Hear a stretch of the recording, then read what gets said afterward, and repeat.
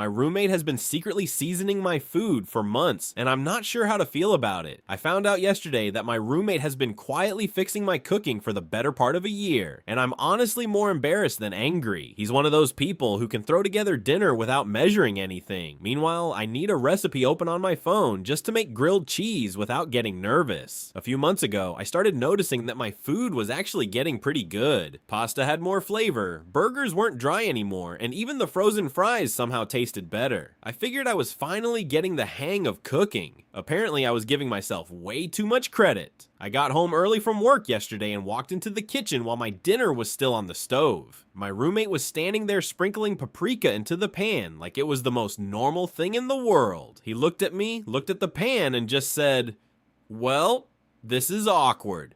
After laughing for about 30 seconds, he admitted he'd been doing this for months. Every time I stepped away to grab a drink, answer the door, or go to the bathroom, he'd walk over and add whatever my food was missing because he couldn't stand watching me cook. According to him, the first time he did it was when I made chili and somehow forgot salt. Not it needed a little more salt, but completely forgot it existed. He said he'd hoped I'd notice the difference and start seasoning things properly on my own, but instead I just kept telling people I was finally becoming a decent cook. The funniest part is that he actually kept notes on his phone. He has a folder called Flavor Crimes, and it's full of little updates like chicken rescued, pasta beyond saving, and too much cumin. Even I couldn't fix that one. I was laughing until he mentioned that every compliment I'd gotten about my cooking happened on nights when he'd secretly intervened. Today he wasn't home, so I made lunch by myself for the first time since finding all this out. I tasted it, stared at the plate for a solid minute, and finally understood why he'd taken matters into his own hands. It wasn't inedible or anything, but it definitely explained why he'd been carrying garlic powder around the apartment like it was emergency medical equipment. At this point, I'm debating whether I should be offended that he never told me, or grateful that he apparently cared enough to prevent me from serving bland food to other people. Either way, I've accepted that my biggest cooking achievement this year was accidentally having a roommate who refused to let me embarrass myself.